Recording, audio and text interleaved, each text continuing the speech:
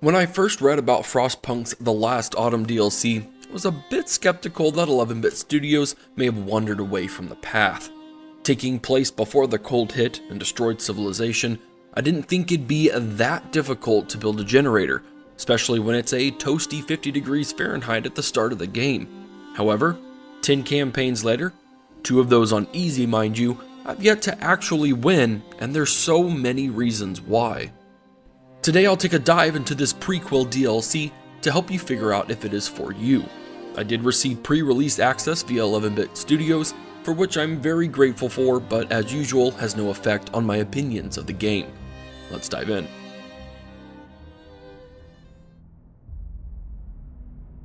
The Last Autumn takes you back in time before the Great Snowstorm, where you are put in charge of a group of men and women who've desperately signed up for a job they had no idea about. Shipped to the edge of the world at Site 113, it is your goal to lead these people to build the same type of generator that you use in the main game to save whoever finds it. You have 45 days to complete construction of this multi-tiered technological wonder, and the cold is not your biggest problem in the least. There are a few similarities in this DLC to its sequel, yet for the most part it feels like you are entering an entirely new world. For one, it's a hell of a lot warmer, as I mentioned, starting at 50 degrees, making it seem like an oven compared to the main game. But there are also a lot of new buildings, 2 entirely new Book of Laws, and a new tech tree that will make you shape your city in a different way than before. But it goes a bit wider. Your raw resources are the same, but they will now be combined and refined to create different parts for your generator. Snow hasn't come yet, so you'll be able to ship in raw resources and people from the mainland to speed up your efforts. Your scouts aren't looking for survivors or remnants of civilization, they're looking for places to set up camp and ship food to your city, and technology is much more focused on the construction of your generator than it is about surviving your people. All of these pre-snowfall factors sound amazing when you first get into it. It doesn't really seem to be about survival at all, so that should be more easier to manage. I honestly wonder why 11-bit warned me that medium difficulty was for the very experienced Frostpunk player, suggesting I start on easy to really have a chance. Really, how hard can it be? I could not have been more wrong.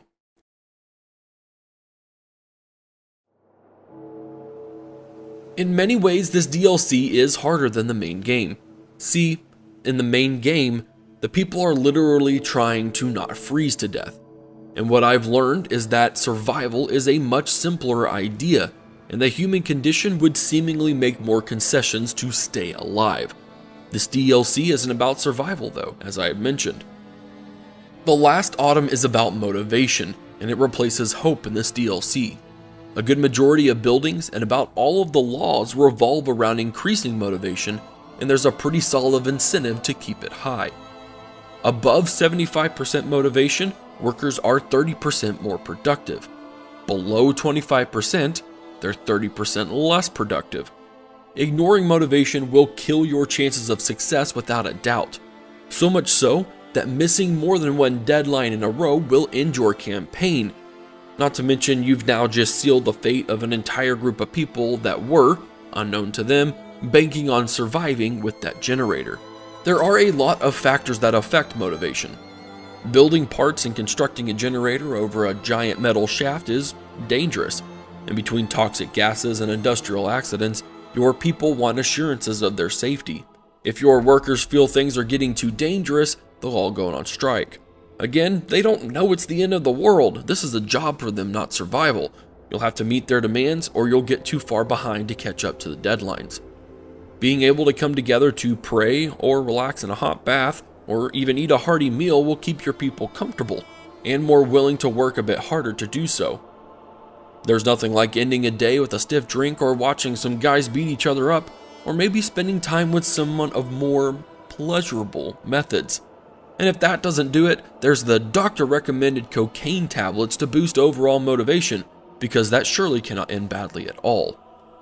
In my opinion, the motivation mechanic seems much more in-depth than Hope ever did, and keeping it constantly ticking up probably soaked up more time and resources than I should have spent on it, but the game seems to place a lot of emphasis on it as I played, and I desperately did not want to fall victim to crippling production and lose the game.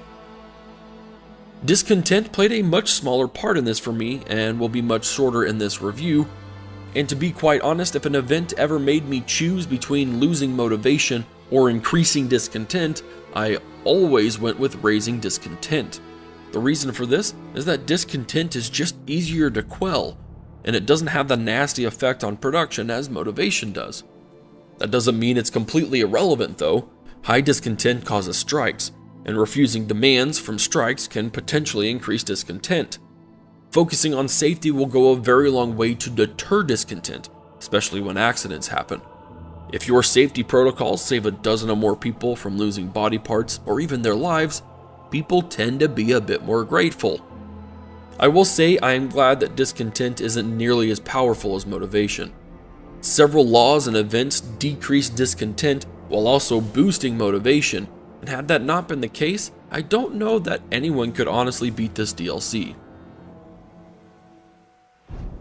For those that have played the main game, you know that the decisions you make can be highly controversial and really hard to choose, but ultimately, for me anyways, it was always about doing whatever it takes to get your people through to the end. I made those hard decisions to prevent people from entering the city during the coldest part of the game, or to use the dead to fertilize crops, or to use force to keep people from divulging into pure chaos. It's part of what made Frostpunk so great. With the last autumn, after failing my third or fourth campaign, I realized that whatever it takes mentality would still need to be there for me to succeed, but in a completely different way. I lied to other generator teams so I could get a leg up on parts. I forced those long shifts to get pieces completed at the risk of killing my workers via toxic gas or industrial accidents. I even used convicts, the new class of workers in the DLC, as super cheap, easy labor, where I ended one campaign having killed 120 of them to get the job done. I failed that campaign by a mere few hours, by the way, super frustrating. In a very real sense, the decisions I made in this DLC are worse because I have this mentality that it's for a more noble cause. I know the frozen hell that is coming. I am sacrificing people now who don't know that their families may freeze to death months down the road to get to this very generator. These people aren't trying to survive, they're trying to actually live, and I'm treating them like they're just pawns in a much bigger game of chess. It's a very twisted idea, but I just can't get away from it.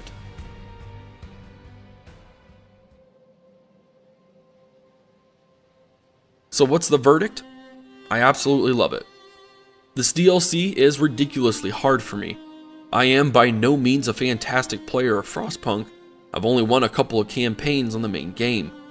I still haven't won a campaign after 10 attempts on this DLC, but I keep coming back to it time and time again to try something, just one deviation to see if it works.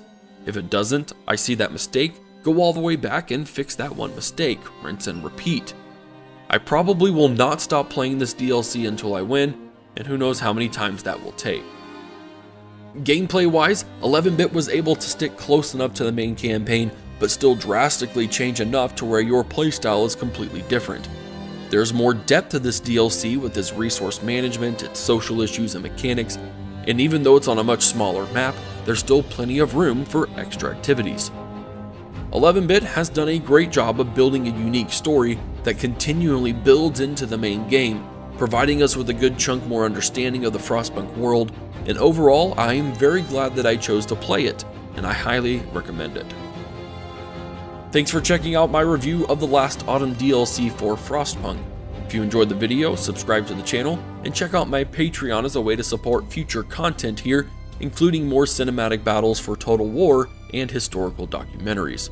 Thanks for watching, this is Havoc, and I'll see you in the next video.